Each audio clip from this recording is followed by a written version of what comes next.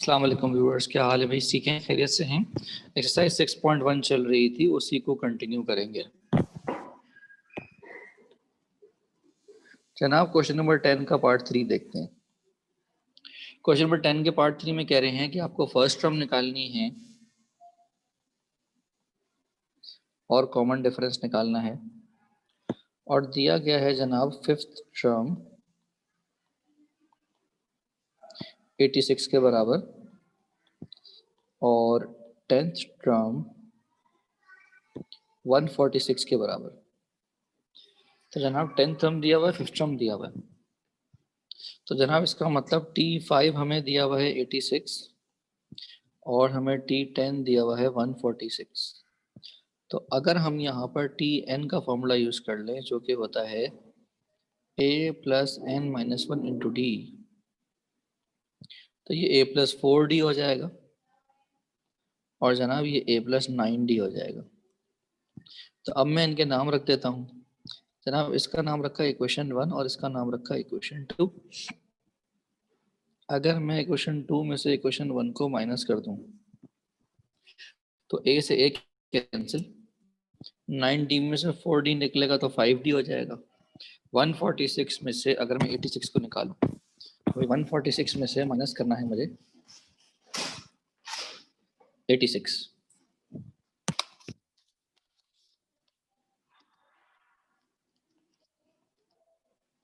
तो जनाब ये आएगा 60। तो अगर मैं 5 से डिवाइड कर दूं तो जनाब d की वैल्यू आ गई 12। तो जब हमारे पास d की वैल्यू आ चुकी है तो हम इक्वेशन 1 में इसको वापस डाल देते हैं। इक्वेशन 1 था जनाब a प्लस 4d इज इक्वल टू 86। तो जनाब ये हो जाएगा a प्लस 4, हाँ भाई d कितना है जनाब? d है 12। चलो भाई चलो, ये इधर प्लस हो रहा है, ये उधर जाकर माइनस हो जाएगा और बड़े आराम से अब हमारे बच्चे माइनस कर सकते हैं। तो मुबारक को हमने a भी निकाल लिया और d भी निकाल लिया। उम्मीद है समझ में आ गया होगा। 86 में से 48 निकाला तो a की वैल्यू आ गई हमारे पास 38। तो क्योंकि उन्होंने आपसे मांगा था फर्स्ट टर्म और कॉमन डिफरेंस, तो अगर आप बताना चाहो अंग्रेजी में तो आप बता दो कि फर्स्ट टर्म जो है वो बराबर है 38 के, और अगर वो आपसे मांगे भाईजान कॉमन डिफरेंस तो वो भी आप बता दो कितना है भाई साहब? 12। क्या ये बात समझ आ गई है? क्लियर है जनाब? किसी की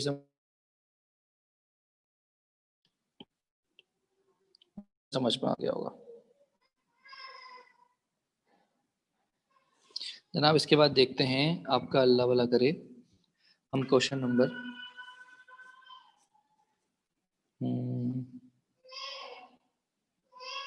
12 देखते हैं। चलो क्वेश्चन नंबर 12 में क्या कह रहा है?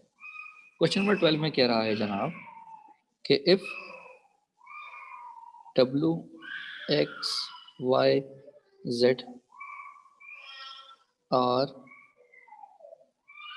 4 consecutive terms of AP, then proof करना है। क्या प्रूफ करना है जनाब? कि डब्ल्यू स्क्वायर माइनस जेड स्क्वायर बराबर है 3 times x square minus y square के। तो जनाब ये 4 कंसेक्यूटिव टर्म्स हैं। हम अज्यूम कर लेते हैं कि जनाब मैंने डब्ल्यू अज्यूम कर लिया ए के बराबर, एक्स अज्यूम कर लिया ए प्लस डी के बराबर, y अज्यूम कर लिया मैंने a प्लस 2d के बराबर, और z अज्यूम कर लिया a प्लस 3d के बराबर। तो मैंने ये अज्यूम कर लिए 4 कंसेक्यूटिव टर्म्स AP के लिए। तो अब जो मुझे प्रूव करना है, अगर मैं उसमें वैल्यू पुट करूं तो जनाब पहले मैंने कंसिडर किया लेफ्ट हैंड साइड। जनाब लेफ्ट हैंड साइड क्या है? W square minus z square. तो इसमें मैंने W की वैल्यू डाली तो ये हो गया ए स्क्वायर, और Z की वैल्यू होगी a प्लस 3d, और इसका भी कर दिया मैंने होल स्क्वायर। तो जनाब ये हो जाएगा a square plus 6AD plus 9D square, ये खुल गया a प्लस b के होल स्क्वायर से। जनाब ये माइनस अंदर सबके साइन बिगाड़ देगा, तो जनाब ए स्क्वायर से ए स्क्वायर कैंसिल, ये बचेगा -6AD into sorry -9D square. बात समझ आ गई जनाब? इसी मेथड से अब अगर मैं सॉल्व कर लूँ राइट हैंड साइड को, तो मेरे चांदों राइट हैंड साइड क्या है? 3 times x square minus y square. तो अब सिर्फ कुछ भी नहीं करना तुम्हें, यहाँ पर 3 बाहर रहेगा, एक्स की वैल्यू हम रखेंगे। ओहो, एक्स की वैल्यू तो मैंने गलत डाल दी, अब सही कर दी। और जनाब ये हमने डाल दी वाई की वैल्यू, तो जनाब ये 3 बाहर पड़ा रहेगा, ये हो गया a square plus 2AD plus d square. और जनाब ये हो जाएगा a square plus 4AD plus 4D square. तो जनाब ये हो जाएगा, ब्रैकेट अगर मैं खोल दूं तो ये हो जाएगा a square plus 2AD plus d square minus a square minus 4AD minus 4D square. तो बेटा ए स्क्वायर से ए स्क्वायर तो चला गया, ये बचेगा -2AD, क्योंकि +2AD में से अगर मैं 4AD निकाल दूँ तो -2AD, और डी स्क्वायर में से 4D स्क्वायर निकाल दूँ तो ये बचेगा माइनस का 3D स्क्वायर। चलो भाई मुबारक हो। अब मैं करूँगा मल्टीप्लाई, और आप सबको बहुत बहुत मुबारक हो कि जनाब लेफ्ट हैंड साइड बराबर आ गया है राइट हैंड साइड के, और हमने कर दिखाया। Hands proof. क्लियर है जनाब? कोई इशू? बेटा क्वेश्चन नंबर 13, क्वेश्चन नंबर 13 जो है वो सेम है, सेम एज 12 है। ठीक है जनाब? ओके जनाब, तो क्वेश्चन नंबर 13 मैंने आपको बताया कि क्वेश्चन नंबर 12 के मेथड से होगा। तो इसके आगे बढ़ते हैं हम क्वेश्चन नंबर 14 पे। 14 में हमसे कह रहे हैं कि x जो है जनाब वो pth टर्म है, y जो है वो qth टर्म है, और z जो है वो rth टर्म है। और फिर हमें प्रूफ करना है, क्या प्रूफ करना है जनाब? हमें प्रूफ करना है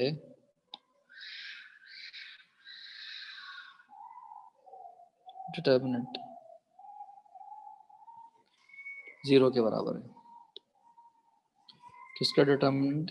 p q r x y z 1 1 1 proof करना है 0 के बराबर। तो जनाब अगर मैं इसको एक्सपेंड करूं तो मैं लिखूंगा एक्सपेंड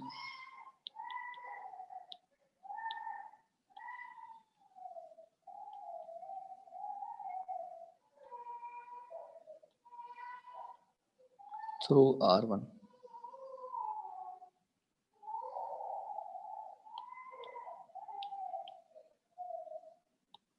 तो किस तरीके से किया जाएगा एक्सपेंड?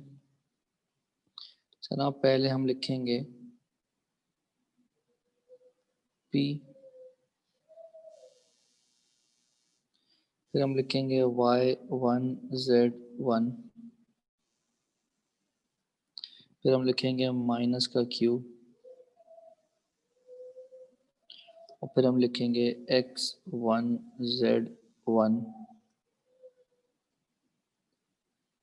और जनाब फिर हम लिखेंगे प्लस का r,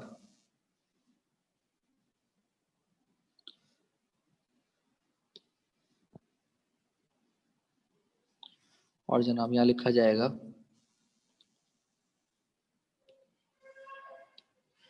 x1 y1। जनाब इसको एक्सपेंड करना हमारे बच्चों को आता है। अच्छा एक्चुअली हम ये जो काम कर रहे हैं ऑब्वियसली ये लेफ्ट हैंड साइड पर कर रहे हैं।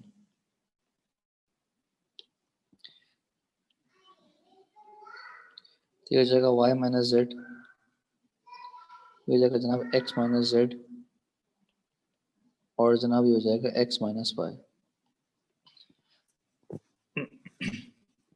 अच्छा जी, अब हम क्या करेंगे, यहाँ पर हमने कहा भाई x जो है वो टर्म p है, और टर्म p का फॉर्मूला सबको मालूम है, जैसे टी एन का फॉर्मूला होता है वैसे ही टर्म पी का भी फॉर्मूला बनेगा a plus P minus one into d. तो हम लिख सकते हैं कि x बराबर है a plus P D minus D के। इसी तरीके से y बराबर है टर्म q के, तो ये हो जाएगा a plus Q minus one into D. हम लिख सकते हैं कि y बराबर है a plus Q D minus D. क्या ये बात समझ आ रही है भी सबको? टी एन का फॉर्मूला खोल दिया हमने, जैसे टी एन का फॉर्मूला होता है वैसे ही टी आर का भी हो जाएगा। और यहाँ से जनाब z की वैल्यू आ गई a plus R D minus D. तो जनाब अब मुझे किस किस की वैल्यू चाहिए? सारी वैल्यूज चाहिए, तो हम यहाँ पर पुट करेंगे। जनाब y की वैल्यू है मेरे पास a plus Q D minus D. जनाब z की वैल्यू है मेरे पास a plus R D minus D. उसके बाद मुझे दोबारा से पुट करनी है x की वैल्यू, बल्कि फर्स्ट टाइम है ये तो, a plus P D minus D. और उसके बाद फिर है z की वैल्यू जो कि है a plus R D minus D. उसके बाद है जनाब r, x की वैल्यू है जनाब a plus P D minus D, और वो है जनाब a plus Q D minus D. तो जनाब अब यहाँ पर अगर मैं देखूँ तो होगा क्या कि a से a कैंसिल हो जाएगा, सिर्फ बचेगा Q D minus R D. यहाँ पर भी, और d से d भी कैंसिल हो गया, तो यहाँ पर भी a से a कैंसिल, d से d कैंसिल, सिर्फ बचेगा P D minus R D. और उसके बाद जनाब यहाँ पर r के साथ अब बचेगा P D minus Q D. तो जनाब ये हो जाएगा P Q D minus P R D. Q P लिखें पी क्यू लिखें एक ही बात है, हो जाएगा P Q D plus Q r d. R P लिखें पी आर लिखें एक ही बात है, तो ये पी आर डी। और ये है q r d, r q लिखें क्यू आर लिखें बात एक ही है, तो सारे कैंसिल हो जाएंगे क्योंकि सेम है जनाब। तो सारे कैंसिल हो गए और आंसर आ गया हमारे पास 0। तो हम लिखेंगे जनाब left hand side is equal to right hand side, hence proved. Clear है जनाब? यही काम करना था इसमें, और कुछ भी नहीं करना था हमें। तो अल्हम्दुलिल्लाह एक्सरसाइज 6.1 हमने ख़त्म कर ली। फिर मज़ीद क्लासेस में हम एक्सरसाइज 6.2 शुरू करते हैं।